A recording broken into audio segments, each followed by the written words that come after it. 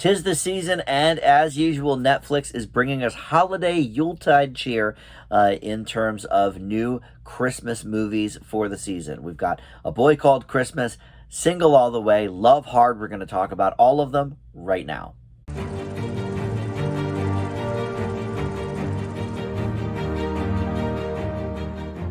Hey guys, Dan here. This is Dan Reviews It. Welcome to my Christmas movie reviews for 2021. I know we're a bit late in the season. It is, Christmas week here. So just a day or two until the big day. But, I'm a very busy dude and I work a couple of different retail jobs. So our busy season, of course. But I could not let the year go through without at least talking about a couple of these new Christmas movies, and we're going to talk about the Netflix ones in this video. I did already discuss Home Sweet Home Alone on a different video on Disney Plus. Horrible, gave that an F. And then one that I liked, HBO Max's 8-Bit Christmas. I thought that was a lot of fun. Neil Patrick Harris sort of telling the tale of his quest as a child to get a Nintendo Entertainment System. Gave that a B+. Good stuff there. But these ones are all on Netflix, so we're going to focus our attention there for this particular video. And this, by the way, is just sort of a sampling of Netflix's new Christmas movies for this year. They've got probably 7 or 8 of them out there, but every year I just take the few that I think seem the most interesting, or maybe have an actor or actress that I like, or just seem like a little bit of a break from the normal, Lifetime or Hallmark Christmas movies, because there's a few on there I saw that I'm like, okay, I know exactly every beat of this movie, like we don't need to go there. So we're going to talk today about A Boy Called Christmas, Single All the Way, and Love Hard. And before we get to those, I do want to welcome you in to Dan Reviews It. Thank you for finding this video and my channel. And if you like this video, feel free to subscribe. Would love to have you aboard as one of our subscribers. And maybe even click that notification bell down below there, and you can get all of my movie and TV reviews all year round, not just the Christmas ones. But anyway, so I don't think we're going to spend too much time on any of these, just because, the season is quite upon us here, and I don't know how much longer people are even going to be watching Christmas movies, but maybe something to consider for next year. Of course, they're on Netflix, so you can watch them year-round, too. But first up, let's talk about A Boy Called Christmas. I think this is the one of the three that's sort of the most different from the norm. I sort of realized at some point while watching all three of these movies that Christmas movies sort of do take the form of like two different things. If it's not a romance, which we see a lot of, it's some sort of a quest or a teachable moment about the season, or something like that. Last year we had that with Jingle Jangle, and then we had sort of an adventure with the Christmas Chronicles Part 2, and then there was a couple of romances as well. So this one is the adventure one, A Boy Called Christmas. In this, we sort of find out the theoretical origin story of Father Christmas, because an ordinary boy who is his son, with a loyal pet mouse in tow, and as well a reindeer that they meet along the way, they set out on an extraordinary journey to find the boy's father, who is on a quest of his own to discover the village of Elfheim. And this one, the boy in the lead role, I really don't recognize. I do not know him from anything, as far as I can tell. Henry Lawful is his name, but we do have some familiar names and faces otherwise in this. Harry Potter alumnus Jim Broadbent, Maggie Smith, she's in here as well. We see Sally Hawkins, even Kristen Wiig playing the mean old aunt in this one, and then we have Stephen Merchant providing the voice of Mika the Mouse. And yeah, this is your quest movie. This is a Christmas adventure film.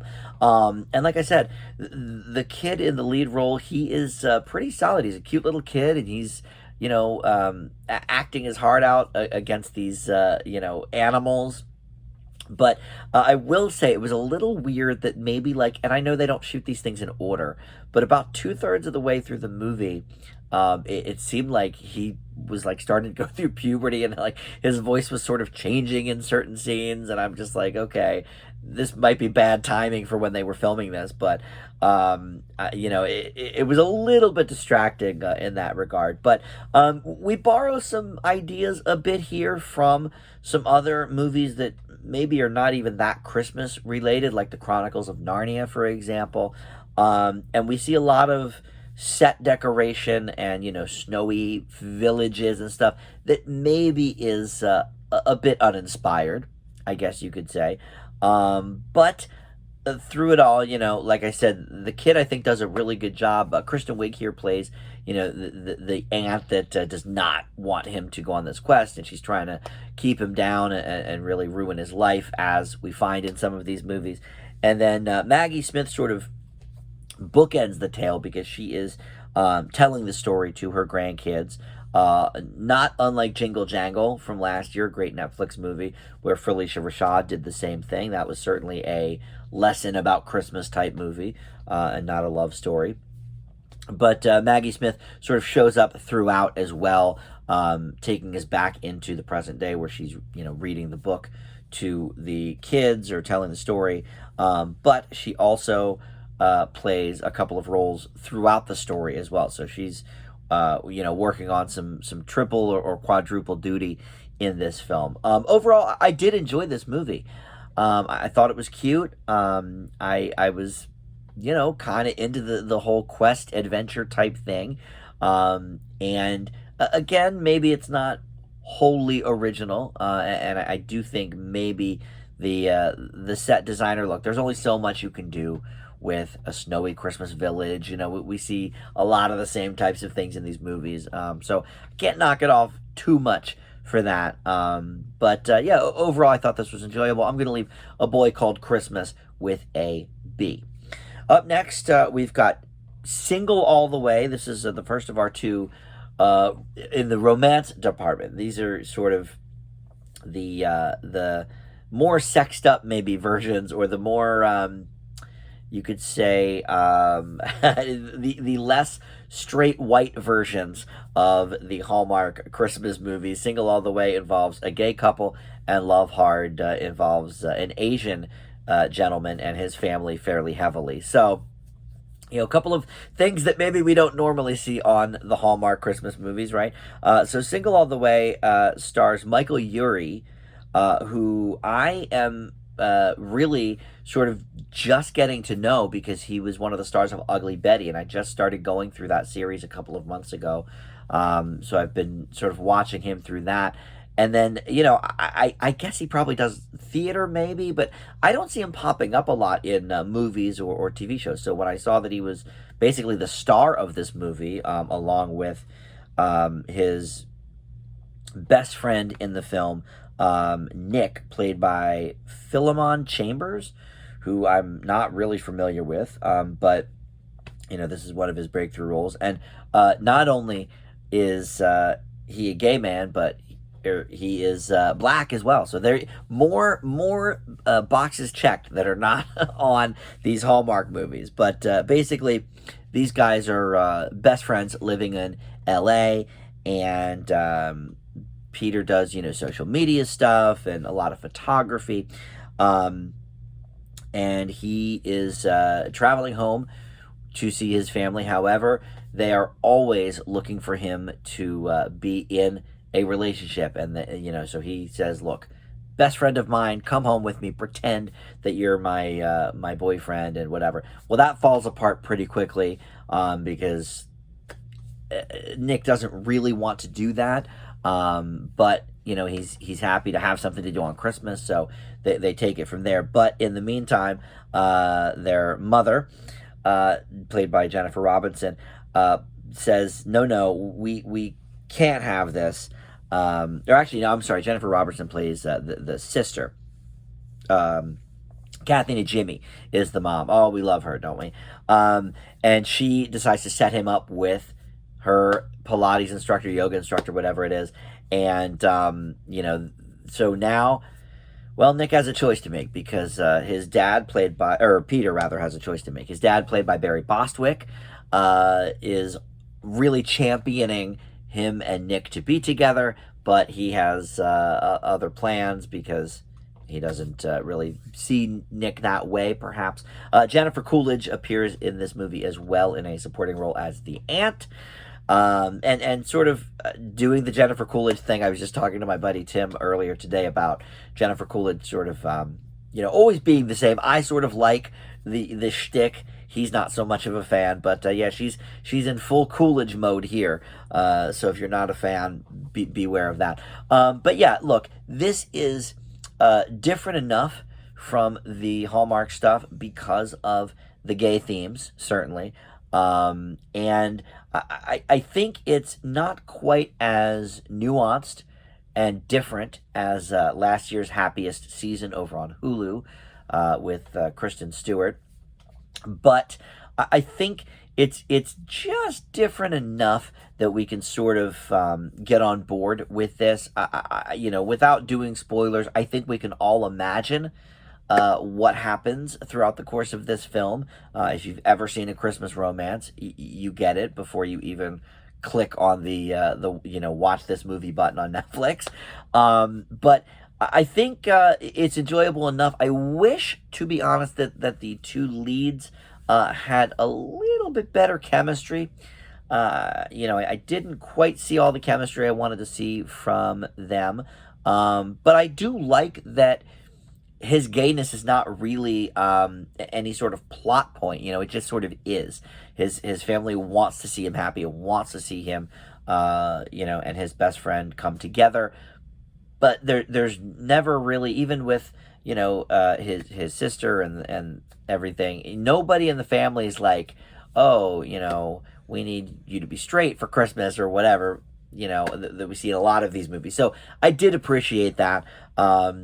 But I just wish there was a little more, maybe, chemistry with some of the leads. So I will leave Single All the Way with a B-.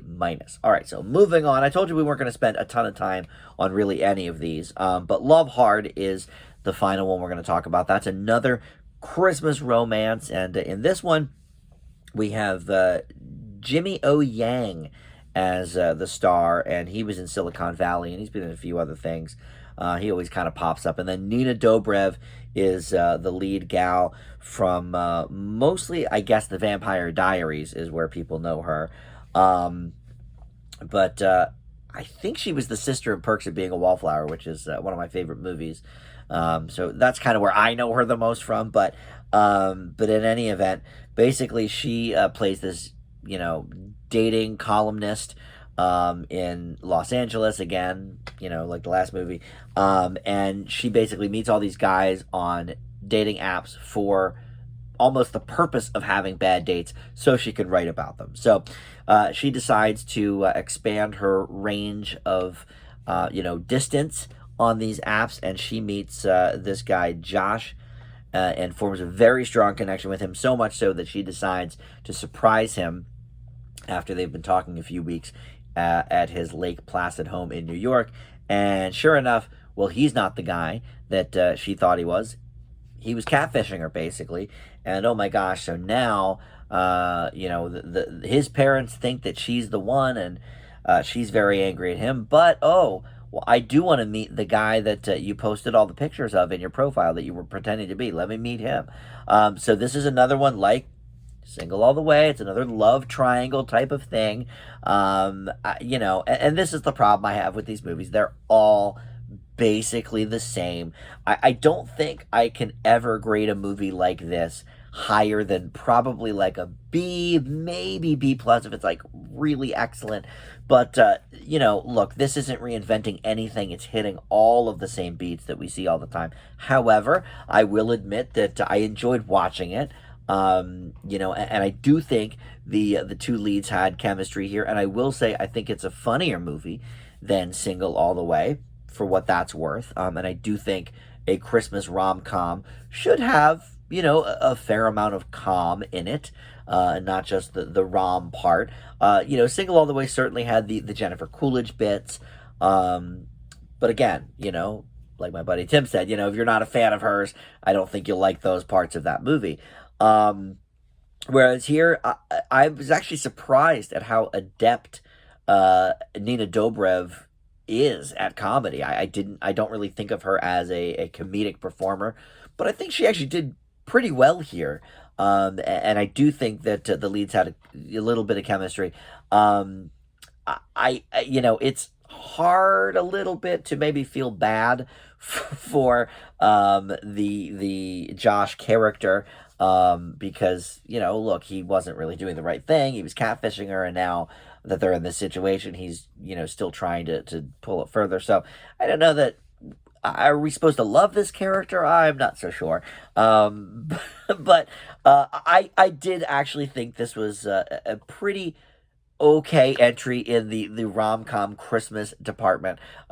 So much like Single All the Way, I'm going to leave this one as well with a B minus.